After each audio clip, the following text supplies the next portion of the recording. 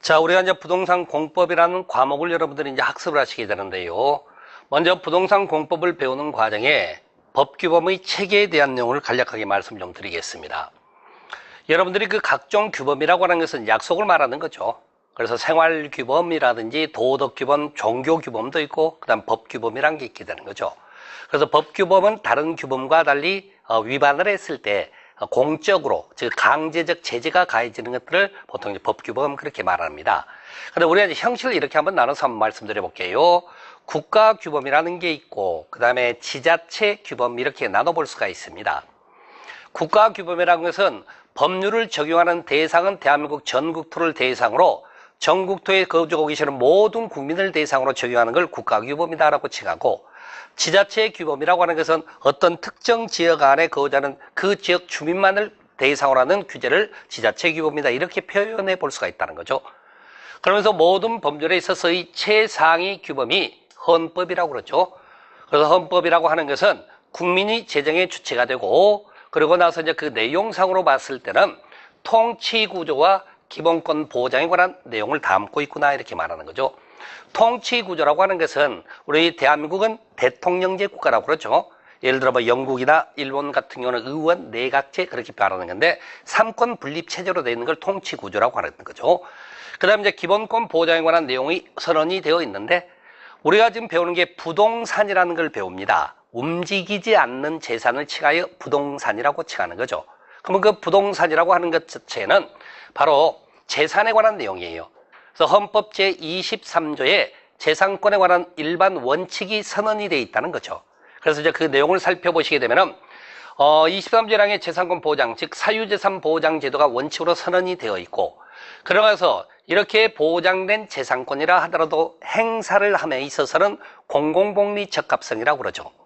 공공복리란 단어를 복잡하게 받아들이지 마시고요, 다수의 이익이라고 생각하시면 돼요. 그러면 다수의 이익을 위한 권리 행사를 인정한다면 반대로 소수자의 희생을 보이지 않게 강요하는 그런 내용도 보이지 않게 담고 있다고 이해하셔야 되겠죠. 그 다음에 이렇게 보장된 재산권이라 하더라도 제한을 함에 있어서는 공짜로는 없습니다. 정당한 보상을 하고 제한하라. 이렇게 헌법상의 재산권에 관한 일반 원칙이 선언되어 있고, 헌법의 근거를 두고 헌법의 위임을 받아 국회에서 제정하는 것을 법률이라고 얘기를 합니다. 그런데 법률은 우리가 형식 논리상으로 사법과 공법으로 구별이 가능하다는 거죠. 사법이라고 칭하는 것들은 보게 되면은 개인 상호 간, 법률 용어로 사인 간이라는 말도 같이 쓰죠. 사인 간에 있어서 이 수평적 법률 관계를 규율하는 것을 사법적 시각에서 우리가 다루게 되는 거죠. 권리자, 의무자, 채권자, 채무자, 양도인, 양수인, 매도인, 매수인 이런 식의 표현들이 나타나는 것들이 주로 이제 사건적 시각에서 나타나는, 사법적 시각에서 나타나는 표현이고, 공법이라고 하는 것들은 국가나 국가기관이 국민에 대해서 뭔가 규제를 하고자 하는 내용을 갖는 걸 우리가 이제 공법이다라고 칭하게 된다 그렇게 보시면 되겠죠. 그래서 국가가 국민을 규제하려다 보니까 수직적 관계, 보통 이렇게 표현하는 거죠. 상하의 관계가 형성되어 있는 거예요. 법률행위 가능한 관원총 속에. 그런 관계에서 우리가 법률을 배운다는 얘기는 법률 자체의 구성이 이렇게 돼 있죠. 법률 요건과 효과로 구성되어 있다고 그러죠. 요건이라고 칭하는 게 원인에 해당되는 거고, 효과라는 게 결과에 해당되는 겁니다. 그런데 사법적 시각에서는요, 모든 국민이 법을 알고 법률 행위하는 거 아닙니다. 법을 안다 손 치더라도 또 적법한 행위만 나는 게 아니에요. 그러다 보니까 원인과 결과가 그 중요성 정도가 대등하다는 거예요. 대등하다. 그런데 공법적 시각에서는 원인은요, 공법이란 법률 규정 안에는 위법하거나 불법하거나 부당하다는 것은 전제되어 있지 않습니다. 적법하고 정당하다는 전제에서 그 규제를 하기 때문에 원인 관계는 굳이 따지지 말고 그 효과만을 따지는 거예요. 효과만을. 우리가 이제 학습하는 과정에서는. 그래서 이 공법을 그 효과 부분에서 얘기할 때는 행위 제한이다 그렇게 칭해 볼 수 있어요. 그러면 예를 들어 공법이라는 과목의 특성, 단순하게 공법이라는 과목의 부동산 공법을 가지고 얘기를 하는 겁니다. 특성이 뭐냐고 물어보면은 재산권에 관한 토지와 부동산, 토지와 건축물에 관한 행위 제한에 관한 내용을 담고 있는 법률이구나 그렇게 이해하셔도 결코 틀린 부분, 틀린 표현은 아닙니다. 그래서 공법이라는 과목에 대한 내용을 배우시게 되고, 그 다음에 국회가 법률을 제정할 때는 일반 규정일 뿐이에요. 법을 실제 집행하는 거죠. 집행은 행정부라고 그러죠. 행정부. 행정부가 집행하는 과정 속에 일반 규정에 따른 구체적인 세부적인 내용을 가지고 있죠. 바로 그것을 우리가 이제 명령의 형태로서 제정을 하게 되는 겁니다. 그랬을 때 대통령 명령을 시행령이라고 칭하고, 그 다음에 각부 장관들이 발하는 명령을 시행규칙이다라고 칭한다는 거죠.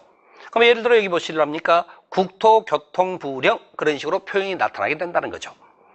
근데 주로 그 시행규칙은요, 서식에 관계되는 내용을 많이 담고 있어요. 그렇게 하다 보니까 실질적으로 시험 문제상으로 판단해 보면은 시행규칙에 해당되는 내용들은 출제 비중이 조금 낮습니다. 거의 없다고 보셔도 돼요. 전혀 안 나오진 않겠지만은. 그럼 일반적으로 우리가 그 시험을 보게 되면은 이 법률과 명령해서 법령이라고 그러죠. 이걸 가지고 법령이라고 칭하는데, 그 안에서도 보게 되면은요, 법률과 시행령의 그 출제 그 문항수의 그 비중을 보게 되면은 7대 3, 아니 많으면 8대 2 이렇게. 그럼 결론적으로 법률의 내용, 법률의 조문을 가지고 거의 시험을 내구나라고 이해하셔도 틀린 부분은 아닙니다. 그래서 이제 시행령은 그 대통령 법률상에서 대통령령으로 정한다고 했었을 때 그 구체적 내용을 갖고 있는 것을 보통 이제 시행령이다 또는 대통령령이다 그렇게 칭하고 있구나, 그렇게 이해하셔도 좋습니다. 그리고 나서 이제 각각의 이제 지자체에서 그 지역 특성에 따라 제정하는 것을 조례라고 그러죠. 물론 지방의회가 제정의 주체가 되고, 그 다음에 이제 지자체의 장들이 그 규칙을 적용하게 돼 있죠. 그래서 이제 규칙이다라고 하는 겁니다. 이런 형식으로 해서 우리가 이제 법규범의 체계가 구성되어 있는데, 이 체계를 왜 말씀드리느냐? 그건 단순한 논리예요. 자, 법률이나 명령이 헌법에 위반하게 되면은 위헌 결정을 받아서 무효가 되고, 명령이 법률에 위반하게 되면은 그때는 이제 위법 결정을 받게 됩니다. 그럼 이제 법률 조문 자체의 법적 효력이 부여가 되지 않는 거죠. 그래서 항상 상위 규범의 근거를 두고 상위 규범의 위임을 받아 하위 규범을 제정을 한다. 그런 절차상의 특징을 좀 이해를 하고 넘어가시라 그 말입니다.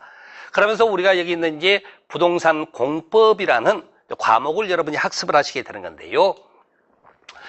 자, 먼저 우리가 부동산이라는 단어부터 여러분이 아셔야 되겠죠. 물론 당연히 알고 계시죠, 여러분들이. 민법 제99조에 부동산이란 한문 써놨습니다. 움직이지 않는 재산을 칭하여 부동산이라고 부른다고 그러죠. 부동산이란 토지와 그 정착물을 말한다고 민법에서 선언하고 있는데, 자, 공법적 시각에서는 이렇게 복잡하게 가지 마시고요. 여기 보시게 되면은 부동산이란 여기 있네요. 토지, 그리고 건축물, 이렇게. 토지와 건축물에 관한 것을 부동산이라고 칭하고, 그 다음에 좀 전에 보신 바대로 공법이란 국가나 국가기관 등이 국민에 대하여 무언가 규제를 하고자 하는 내용을 갖는 걸 우리가 부동산 공법이다라고 칭하는 거죠.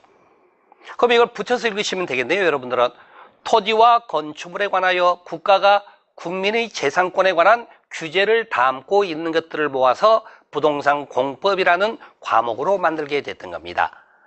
그러면서 여기 보세요. 부동산 공법에 해당되는 법률의 가지수가 일단 6가지로 구성이 되어 있다라고 하는 거죠. 그럼 여러분 그 가지고 계시는 자료들 계시죠? 자료들 보시면 해당되는 페이지가 4페이지입니다. 자료 4페이지 보면은 거기 부동산 공법의 구성이라고 되어 있는 부분이 있죠? 바로 거기를 먼저 보시면 되겠습니다.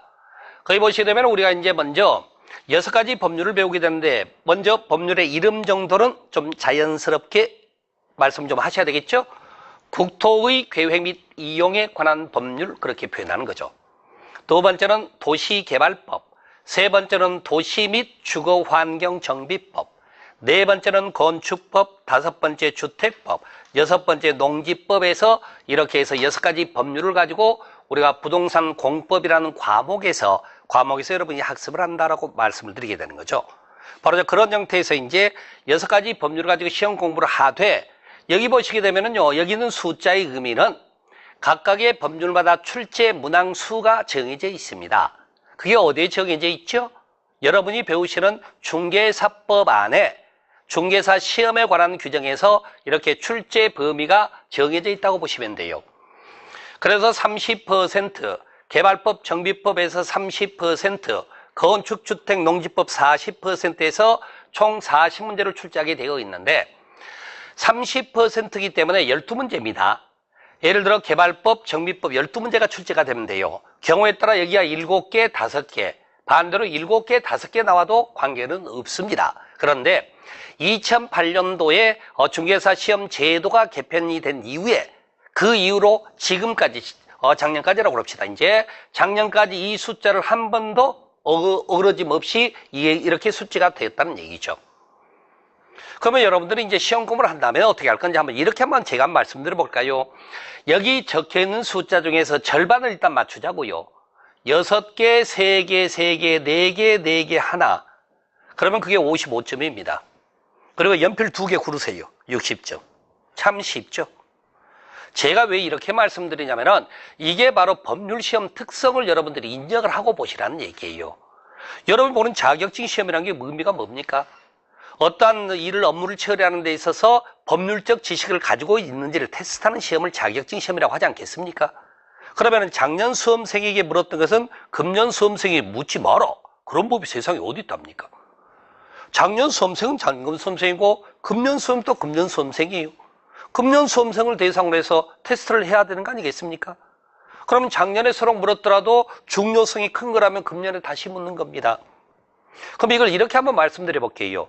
자, 2015년 26개 시험 기준으로 해서 한 5년만 거슬러 가보자. 5년만. 5년 정도만 거슬러 가면 5회분의 기출문제죠.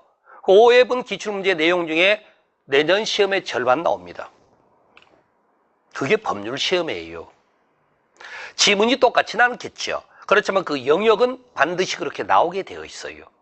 바로 그런 것들이 시험 공부다. 저는 그렇게 말씀드리고 싶습니다.